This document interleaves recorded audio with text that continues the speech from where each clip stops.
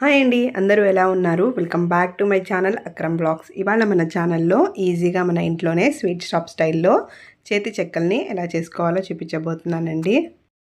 ఈ చేతి చెక్కల్ని ఎవరి సహాయం అవసరం లేకుండా సులువుగా మనం ఇంట్లోనే చేసేసుకోవచ్చండి. ఇవి టీ టైమ్ స్నాక్గా అయినా కూడా చాలా బాగుంటాయి. చూస్తున్నారు కదా ఎంత గుల్లగా ఉన్నాయో, తింటుంటే ఇంకా ఇంకా తినాలనిపించేలా ఉంటాయండి ఈ చేతి చెక్కలు.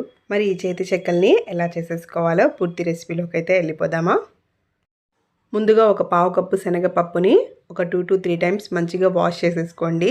నెక్స్ట్ అయితే దీన్ని 2 అవర్స్ పాటు నానబెట్టేసుకోండి. నేను ఇక్కడ 2 అవర్స్ పాటు నానబెట్టుకున్న తర్వాత మీకైతే చూపిస్తున్నానండి.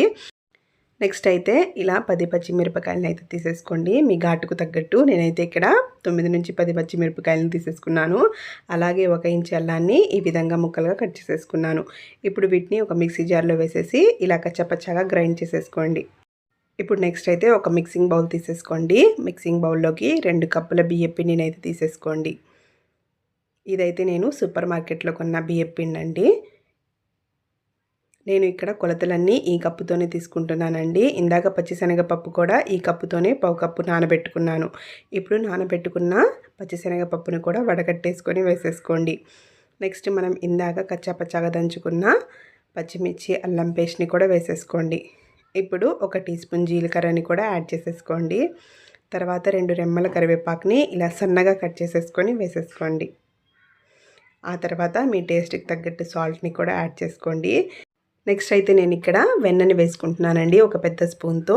ఇలా వెన్న వేసుకోవడం వల్ల మన చేతి చెక్కలు అయితే చాలా టేస్టీగా వస్తాయి. వెన్న లేని వాళ్ళు ఆయిల్ అయినా వేసుకోవచ్చండి. 2 to 3 టేబుల్ స్పూన్ వేడి చేసుకొని ఆయిల్ని అయితే యాడ్ చేసుకోండి.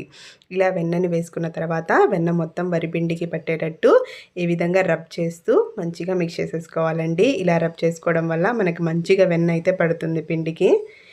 ఇక్కడ మనం వేసుకున్న వెన్న మనకి సరిపోయిందో లేదో తెలియాలంటే ఇలా మనం పిండిని అరిచేతిలో తీసుకొని ఈ విధంగా ప్రెస్ చేసుకుంటే ఉండలాగా రావాలండి. మళ్ళీ దాన్ని పొడి చేస్తే పొడి పొడిగా అయిపోవాలి. అలా అయితే మనకి వెన్న కరెక్ట్గా సరిపోయినట్టు. ఇప్పుడు నెక్స్ట్ అయితే కొంచెం కొంచెంగా వాటర్ని వేసుకుంటూ పిండి ముద్దలాగా కలిపేసుకోవాలి. చపాతీని ఏ విధంగా అయితే మనం మంచిగా ఒత్తేసుకొని కలుపుకుంటామో అదే విధంగా కలిపేసుకోండి. ఒకేసారి వాటర్ వేయకుండా కొంచెం కొంచెంగా వేసుకుంటూ కలుపుకోండి.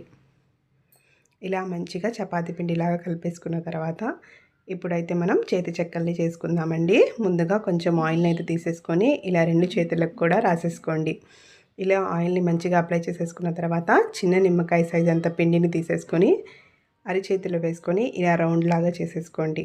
ఇలా రౌండ్గా చేసేసుకున్న తర్వాత ఈ విధంగా రోల్ చేసేసుకోండి. ఇలా రోల్ చేసేసుకున్న తర్వాత మన బొటన వేలుతో ఇలా ప్రెస్ చేసుకుంటే మనకు చేతి చెక్కలు అయితే ఈజీగా వచ్చేస్తాయండి.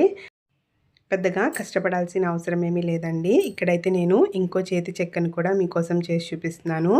ఇక్కడ చూపిస్తున్నట్టుగా బొటన వేలుతో ప్రెస్ చేసేసుకుంటే ఎంత బాగా వచ్చేస్తాయో మనకి చేతి చెక్కలు. చూస్తున్నారు కదా, వెనక మన వేళ్ళు కూడా పడ్డాయి. ఇదే విధంగా ఒక వాయకి సరిపడిన చేతి చెక్కలను అయితే నేను చేసేసుకున్నానండి. నెక్స్ట్ అయితే స్టవ్ ఆన్ చేసేసుకొని డీప్ ఫ్రైకి సరిపడిన ఆయిల్ని వేడి చేసేసుకోండి. ఆయిల్ని హై ఫ్లేమ్లో పెట్టుకొని వేడి చేసుకోండి. హై ఫ్లేమ్లో పెట్టుకున్న తర్వాత కొంచెం పిండిని వేస్తే మనకి అంటుకోకుండా పైకి తేలితే ఆయిల్ అయితే రెడీ అయిపోయినట్టండి. సో ఈ స్టేజ్లో మనం చేతి చెక్కల్ని వేసేసుకోవచ్చు. ఆయిల్ హైగా ఉన్నప్పుడు చేతి చెక్కల్ని వేసేసుకున్న తర్వాత లో ఫ్లేమ్లోకి అడ్జస్ట్ చేసుకోండి. ఇలా లో ఫ్లేమ్లోనే ఈ చేతి చెక్కలను అయితే మంచి రంగు వచ్చేంత వరకు ఫ్రై చేసేసుకోవాలండి. ఇవి కొంచెం మందంగానే ఉంటాయి కాబట్టి మనకి ఒక 5 మినిట్స్ పాటు అయితే వేగనివ్వాలి. సో అలా వేగిన తర్వాత మంచి రంగు వచ్చేసిన తర్వాత మనమైతే ఈ చేతి చెక్కల్ని తీసేసుకోవచ్చండి. చూసారు కదా, నాకైతే మంచి రంగు వచ్చేసింది. ఇప్పుడు వీటిని అయితే పక్కకు తీసేసుకుంటున్నాను. చేతి చెక్కల్ని వేసేటప్పుడు హై ఫ్లేమ్లో వేసి తర్వాత లో ఫ్లేమ్లోకి అడ్జస్ట్ చేసుకొని మంచి రంగు వచ్చేంత వరకు వేయించేసుకోవడమేనండి. అంతే, మన చేతి చెక్కలు అయితే రెడీ అయిపోతాయి. స్వీట్ షాప్ స్టైల్లో మనం ఇంట్లోనే ఈజీగా చేసేసుకోవచ్చు. చిన్నపిల్లలు ఏదైనా స్నాక్స్ అడిగినప్పుడు కూడా నిమిషాల్లో ఇలా చేసి పెట్టేయండి, ఎవరి సహాయం అక్కర్లేకుండా. మరి నా ఈ వీడియో కనుక మీకు నచ్చినట్టయితే లైక్, షేర్ అండ్ సబ్స్క్రైబ్ అండి. Thanks for watching. ఉంటాను మరి, బాయ్.